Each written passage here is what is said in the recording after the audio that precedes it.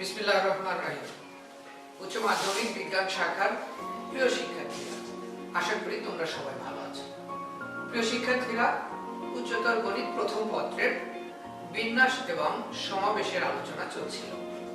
গতদিন আমরা সমাবেশের প্রথম লেকচারে সমাবেশের সংজ্ঞা, সমাবেশের সঙ্গে বিন্যাসের পার্থক্য, সম্পর্ক, সূত্র ইত্যাদি নিয়ে আলোচনা করেছি। আজ সমাবেশের লেকচার 2-তে আমরা ওই সমস্ত সূত্রকে ব্যবহার করে কিছু অঙ্ক।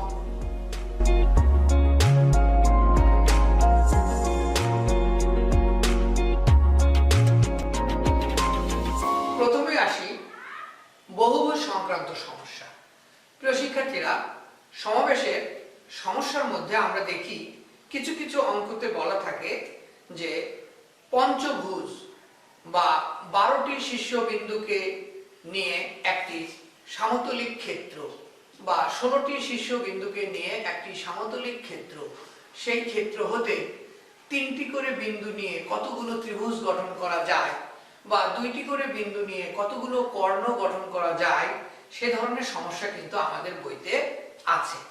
লক্ষ্য করো, আমরা যদি 4টি বিন্দু নিয়ে একটি সমতলিক ক্ষেত্র তৈরি করি, তাহলে এটি হতে পারে চতুর্ভুজ অথবা রম্বস অথবা আয়তক্ষেত্র অথবা সমতলিক।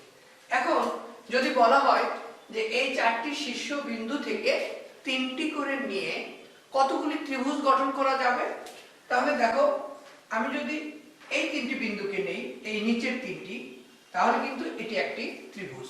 আবার উপরের 3টি বিন্দুকে নিলে আরো একটি ত্রিভুজ, তাহলে কয়টি হলো? 2টি। আবার লক্ষ্য করো, এবার আমি যদি এই দিকে নেই, তাহলে এই 3টি মিলে এখানে একটি ত্রিভুজ, এখানে একটি ত্রিভুজ, তাহলে কয়টি হলো? 2টি। তাহলে মোট আমি ত্রিভুজ পেলাম 4টি। তাহলে আমি বলতে পারি যে আমার 4টি শীর্ষবিন্দু ছিল, আমি সেখান থেকে 3টি করে শীর্ষবিন্দু নিয়ে ত্রিভুজ গঠন করব। তাহলে আমরা এনসিআর আমরা জানি, উপরেরটা উপরে ফ্যাক্টোরিয়াল, নিচেরটা নিচে ফ্যাক্টোরিয়াল, এবং এই দুইটাকে আবার বিয়োগ করে নিচে ফ্যাক্টোরিয়াল। তাহলে উপরে পেলাম 4 3 2 1, নিচে পেলাম 3 2 1, আর ফ্যাক্টোরিয়াল 1 এর মান হলো 1। তাহলে আমরা কি পেলাম?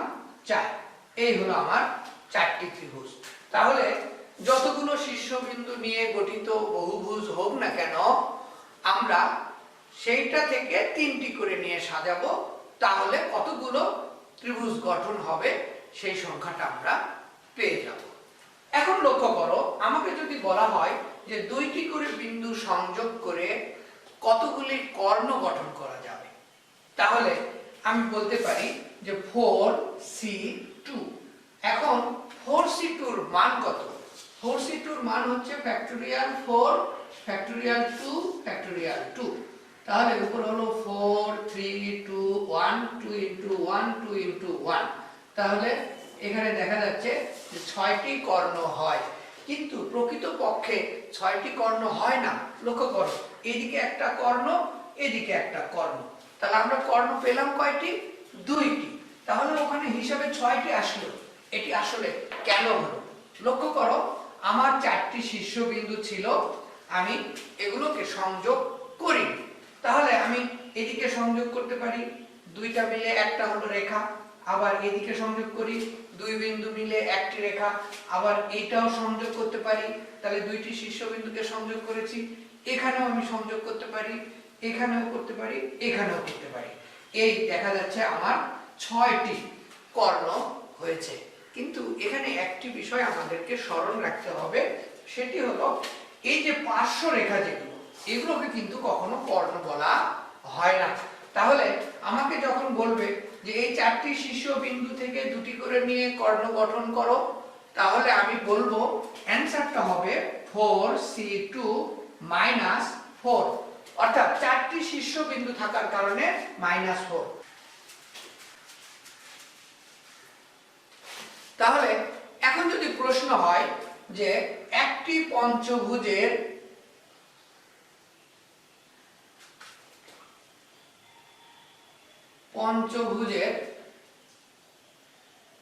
শীর্ষ বিন্দুগুলি হতে 3টি করে নিয়ে কতগুলি ত্রিভুজ গঠন করা যাবে? এটি হলো প্রশ্ন। তাহলে এটার অ্যানসার কি হবে? অ্যানসার হবে 5c3। এখন 5c3 মানে ফ্যাক্টোরিয়াল 5, ফ্যাক্টোরিয়াল 3, ফ্যাক্টোরিয়াল 2। তার মানে হলো 5 4 3 2 1 3 2 1 2 1। তাহলে ইজিক্যাল টু 10টি, অর্থাৎ আমি একটি পঞ্চভুজের যে 5টি শীর্ষবিন্দু রয়েছে সেখান থেকে আমি 3টি করে বিন্দু সংযোগ করে মোট 10টি ত্রিভুজ গঠন করতে পারব। আবার আমাকে যদি বলা হয়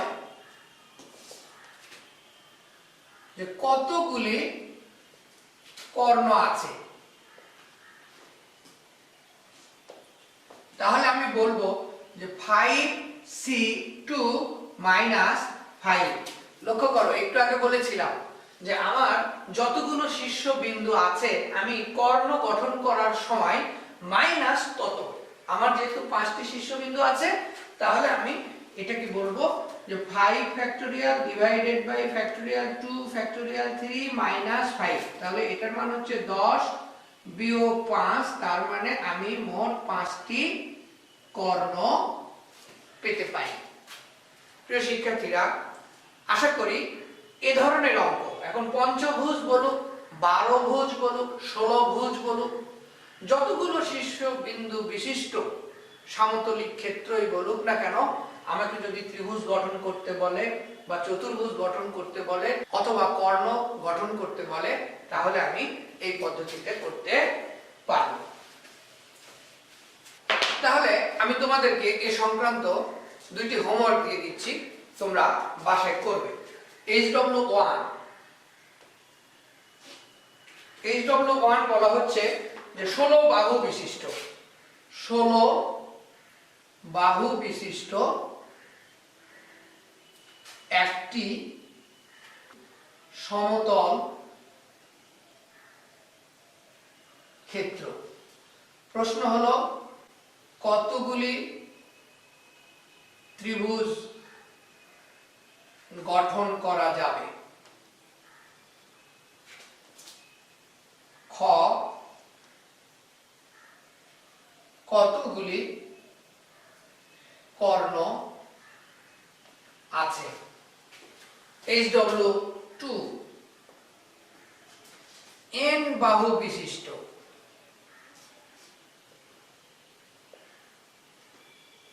n বাহু বিশিষ্ট একটি সমতল ক্ষেত্র। প্রমাণ করো যে ত্রিভুজ সংখ্যা 1/6 n into n minus 1 into n minus 2 এবং কর্ণ সংখ্যা সমান 1/2 n into n minus 3। প্রিয় শিক্ষার্থীরা, আশা করি আজকে যে বিষয়টি নিয়ে আমরা আলোচনা করলাম সেখান থেকে সহায়তা নিয়ে এই 2টি হোমওয়ার্ক তোমরা করতে পারবে।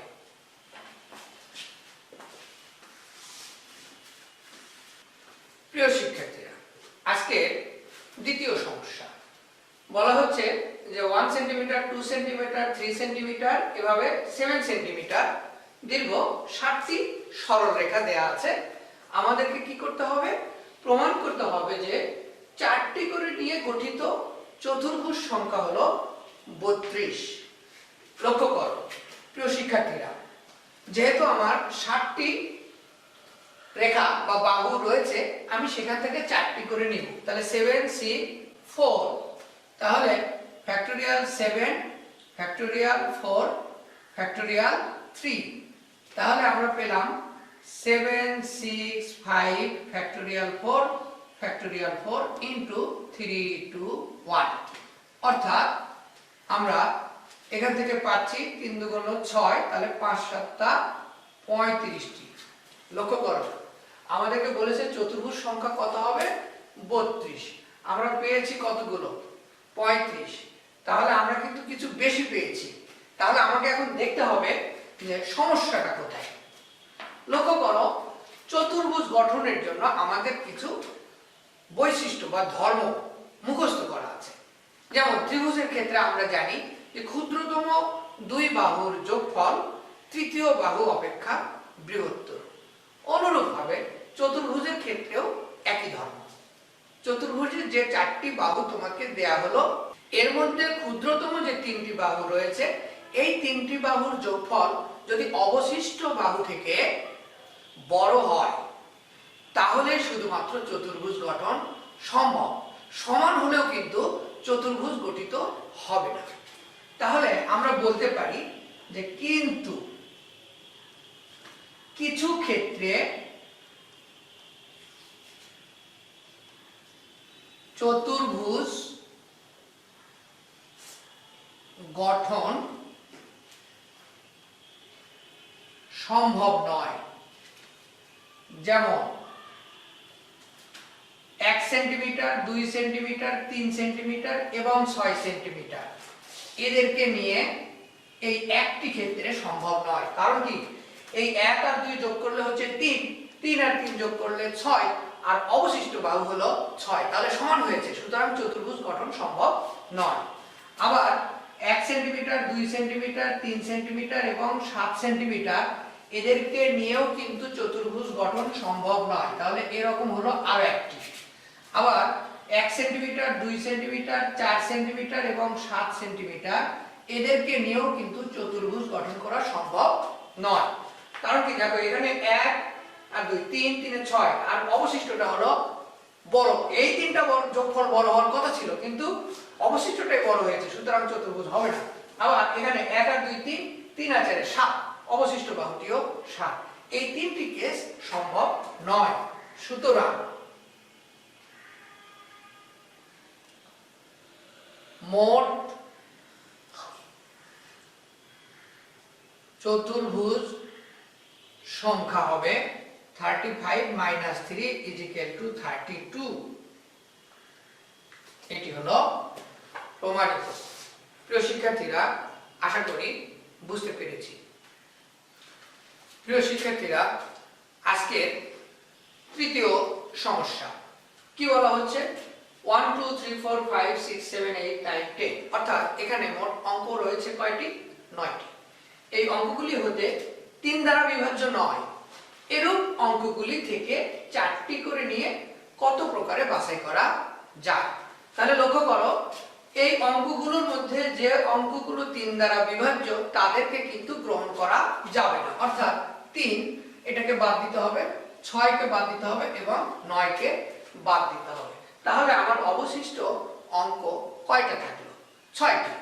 তাহলে আমি বলবো যে 6টি হতে কয়টি করে নিব, 4টি। তাহলে 4টি করে নিয়ে বাছাই সংখ্যা সমান 6c4। তাহলে factorial 6 divided by factorial 4 into factorial 2 সমান, আমরা সংক্ষিপ্তভাবে এভাবে ভেঙে লিখতে পারি 6 × 5 2 × 1, অর্থাৎ এখানে কাটাকাটি করলে 3 3 5 15, অর্থাৎ আমরা এই 9টি অঙ্কের মধ্যে 3 দ্বারা বিভাজ্য 3টি অঙ্ককে বাদ দিয়ে অবশিষ্ট 6টি থেকে যদি 4টি করে নেই তাহলে মোট 15 প্রকারে বাছাই করতে পারব। প্রিয় শিক্ষার্থীরা, আজকে সমস্যা নাম্বার 4। এখানে প্রশ্ন হলো যে এক ব্যক্তির 6 জন বন্ধু আছে, কত প্রকারে এক বা একাধিক বন্ধুকে নিমন্ত্রণ করতে পারে। লক্ষ্য করো, আমি একজন বন্ধুকে নিমন্ত্রণ করতে পারি অথবা নিমন্ত্রণ না করতে পারি। তাহলে প্রত্যেক বন্ধুর জন্য অপশন 2টি। তাহলে আমরা এভাবে শুরু করি,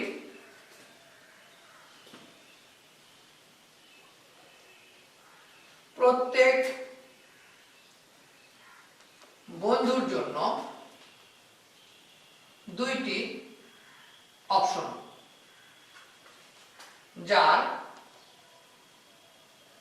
একটি হলো নিমন্ত্রণ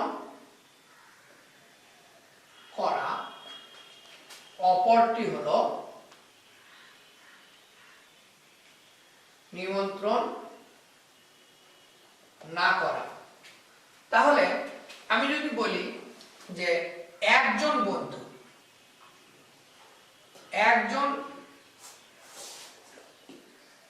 বন্ধুর জন্য 2 টু দি পাওয়ার 1, মানে 2 প্রকার, আমি তাকে নিমন্ত্রণ করতে পারি অথবা নাও করতে পারি। নাম্বার 2, তাহলে 2 জন বন্ধুর জন্য কি হবে 2 টু দি পাওয়ার 2, অর্থাৎ 4 প্রকারে আমি নিমন্ত্রণ করতে পারি অথবা নাও পারি। এইরকম ভাবে আমি যদি 6 জন বন্ধুর কথা চিন্তা করি, 6 জন বন্ধুকে আমি নিমন্ত্রণ করতে পারি অথবা না করতে পারি, তার টোটাল সংখ্যা হবে 2 to the power 6 equal to 2 to the power 6 সমান আমরা লিখতে পারি হলো 64। এখন প্রশ্ন হলো যে এক বা একাধিক বন্ধুকে নিমন্ত্রণ করা, এই 64 প্রকারে আমি 6 জন বন্ধুকে নিমন্ত্রণ করতে পারি এবং নাও করতে পারি। তার মানে হচ্ছে এই 64 প্রকারের মধ্যে একটি অপশন রয়েছে যেটি হলো কাউকে নিমন্ত্রণ না করা, অর্থাৎ সবাইকে বাদ দেয়া। তাহলে যেহেতু আমার প্রশ্ন বলেছে যে এক বা একাধিক বন্ধুকে নিমন্ত্রণ করতে হবে, তাহলে আমি বলবো যে সুতরাং এক বা একাধিক বন্ধুকে নিমন্ত্রণ করা যায় সমান 64 বিয়োগ 1 ইকুয়াল টু 63 উপায়। এটা হলো আমাদের অ্যানসার।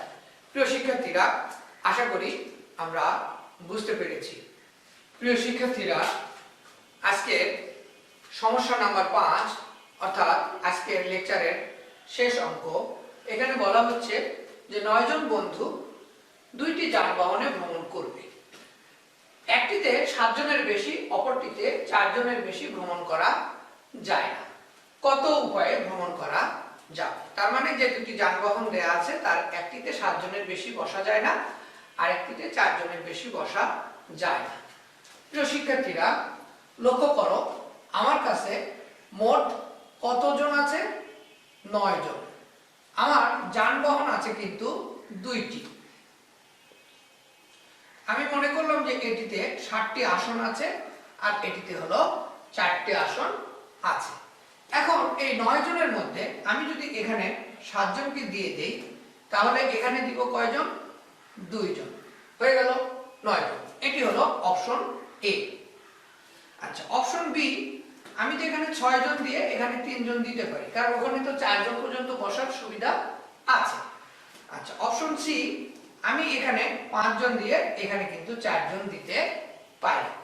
এখন আমরা এই অঙ্কটা করার সময় গতদিনে যে সূত্র নিয়ে কথা বলেছিলাম ওইটার মতো সমস্যা করে ফেলি। আমরা যেটা বলি সেটা হলো 7C7 ইনটু 4C2। আমরা এই পদ্ধতিতে অর্থাৎ লেকচার 1 এর যে পদ্ধতি নিয়ে আলোচনা করেছি সেই পদ্ধতিতে এই অঙ্কটা করার চেষ্টা করি, আর সেখানেই আমাদের ভুলটা হয়ে যায়। লক্ষ্য করো আমাদের আসলে এখানে এই 7 কিন্তু লোক সংখ্যা বা ব্যক্তি নয়। 7 হলো একটি গাড়ির বা একটি যানবাহনের সিট ক্যাপাসিটি, সেখানে 7 জন মানুষ বসতে পারে। তাহলে তোমার মানুষ কয়জন? 9 জন। এখানে দিয়েছো কয়জন? 7 জন। তাহলে অবশিষ্ট কয়জন আছে? 2 জন। তাহলে সেই 2 জনকে আমরা অন্য গাড়িতে দিয়ে দিয়েছি বা অন্য যানবাহনে দিয়ে দিয়েছি। তাহলে আমরা বলবো এ এর জন্য বাছাই সংখ্যা সমান 9C7 into 2C2 is equal to 36। B এর জন্য বাছাই সংখ্যা সমান 9C6 into 3C3। অর্থাৎ দেখো 9 জনের মধ্যে আমি 6 জনকে একটা গাড়িতে দিয়ে দিয়েছি, তাহলে আমার কাছে আর অবশিষ্ট লোক আছে 3 জন। সেই 3 জনের মধ্যে 3 জনকে কিন্তু আমি অন্য গাড়িতে দিয়ে দিয়েছি। তাহলে এটার মান কত হলো 84। তাহলে সি এর জন্য বাছাই সংখ্যা হবে 9C5 × 4C4। এটার জন্য উত্তর হলো 126। তাহলে প্রিয় শিক্ষার্থীরা মোট কত উপায় ভ্রমণ করা যাচ্ছে? অতএব সর্বমোট 36 প্লাস 84 প্লাস 126 246 উপায়ে ভ্রমণ করতে পারে বা পারবে। প্রিয় শিক্ষার্থীরা, আশা করি এই ধরনের অঙ্ক আসলে আমরা তা সফলভাবে করতে পারি।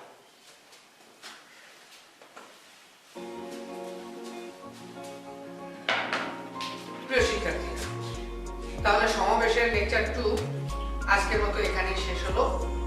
আগামী লেকচারে আমরা সমাবেশ নিয়ে আলোচনা করব এবং আমরা আশা করি সমাবেশের আলোচনা লেকচার 3 এর মাধ্যমে শেষ করতে পারি।